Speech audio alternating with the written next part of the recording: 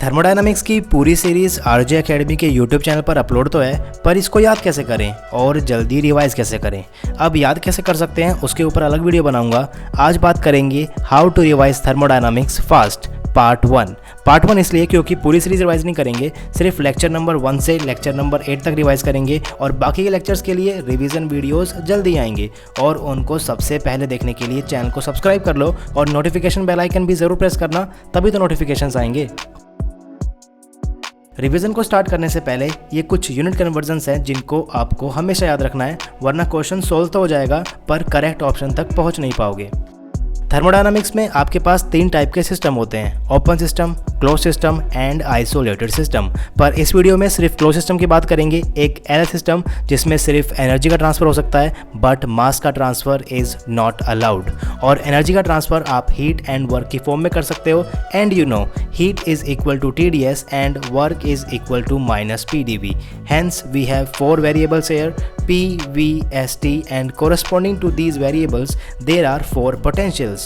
Potentials क्या होता है बाद में बात करेंगे, पर with the help of Maxwell-Born square हम कुछ रिलेशंस डायरेक्टली याद कर सकते हैं, उनको डिराइव कर सकते हैं। और Maxwell-Born square की टोटल 4 एप्लीकेशंस हैं जिनको आपको हमेशा याद रखना है, क्योंकि यहाँ से आपके पास क्वेश्चंस आ सकते हैं। और इसको याद करने का तरीका सबसे सिंपल है, आपको सिर्फ एक लाइन याद रखनी है, सत्या प्रकाश वेरी टायर्ड। अब बात करते हैं इसकी एप्लीकेशंस की।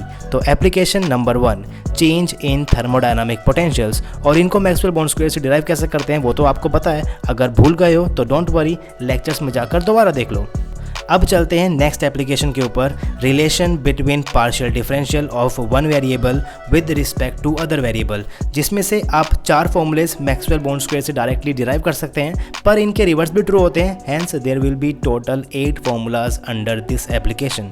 Application number 3, it determine the criteria of spontaneity. Hence कौन सी रिएक्शन स्पॉन्टेनियस है और कौन सी नहीं, उसका थर्मोडायनामिक पैरामीटर से रिलेशन क्या है वो भी बता पाओगे। And now the last application, value of variable in terms of potentials, under which you have these relations and you should know how to derive these relations from Born square all the time।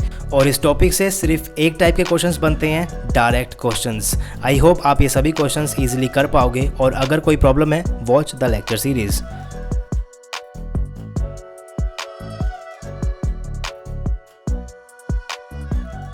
Next important topic is thermodynamic coefficient. But इस topic में directly जाने से पहले you should know the direct values of partial derivative for ideal gas, so that आप alpha को लिख पाओ, beta को लिख पाओ और गामा को लिख पाओ, at least for real gas. And please focus on the units of alpha, beta and gamma. So now the next topic is state function and path function. Basic definitions तो मुझे पता है, और ये भी पता है कि all potentials and variables are state function and W, Q, C are the path function, where W and Q are the mode of transfer of energy, work and heat, and C is the specific heat capacity। Specific heat capacity पर बात करते हैं, but the Euler theorem is very important here, as if you want to prove a function to be a state function then it has to satisfy Euler's theorem, according to which to determine the validity of a function for being a state function we have to find the value of complete differential and represent that complete differential equation in linear fashion.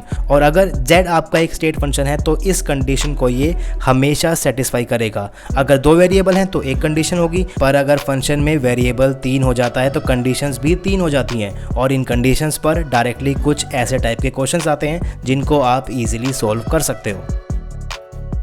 And now there are some essential criteria for being state functions. और अगर आपने इनको समझ लिया तो इस topic के ऊपर से आने वाले सारे क्वेश्चंस आप इजीली अप्रोच कर पाओगे।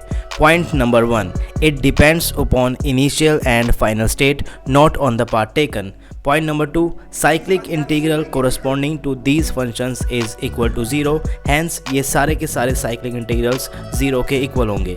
Point number 3, the differential corresponding to these functions is exact in nature. If z is a state function then cyclic integral of dz is equal to 0 and dz is known as the exact differentiation। Point number 4, these functions generally follows Euler theorem। And point number 5, almost all thermodynamic entities are state function except W, Q and C। और इस topic से काफ़ी direct questions आते हैं, अगर आपको सारे essential criteria याद होंगे तो आप इन सब क्वेश्चंस को बड़े इजीली अटेम्प्ट कर सकते हैं। और अगर अभी भी नहीं कर पा रहे हो then watch the lectures. Now heat capacity, the ratio of heat required by the system and the temperature difference generated by that heat is known as heat capacity.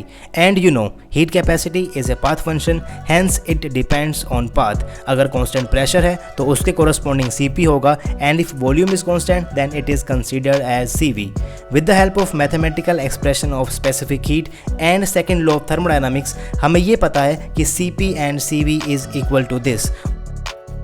और यहाँ पर आपको कुछ फीचर्स भी याद रखने हैं हीट कैपेसिटी के, जैसे कि feature number 1, heat taken by the system at constant volume is equal to change in internal energy, hence dq at constant volume is equal to du, that is equal to NCV dt। और यहाँ से आप लोग याद कर सकते हो Cv is equal to du upon में dt एट कांस्टेंट वॉल्यूम।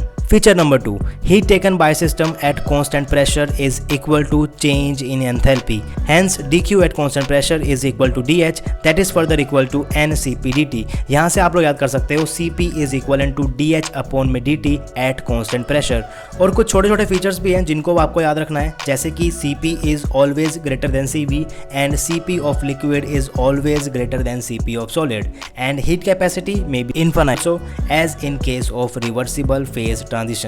और लास्ट में Cp माइनस Cv के ये डायरेक्ट रिलेशंस भी याद रखना, क्योंकि यहाँ से डायरेक्ट क्वेश्चंस एग्जाम में आ सकता है। इसको याद रखने के लिए you can apply the cyclic rule on PVT, और अगर करना भूल गए हो तो watch the lecture series. Our next topic is very important, that is thermodynamic state of equation, which is the variation in thermodynamic potentials because of change in thermodynamic variable। Hence ये सारे के सारे क्या हैं, thermodynamic equation of state हैं, पर ये दो बहुत ज़्यादा important है और इनके expressions तो आपको directly याद होने चाहिए। So this is it in the revision class of thermodynamics for the lecture number 1 to lecture number 8. If you want to watch the thermodynamic series from lecture number 1, you can click on the left video, and if you want to watch the quantum chemistry, you can click on the right.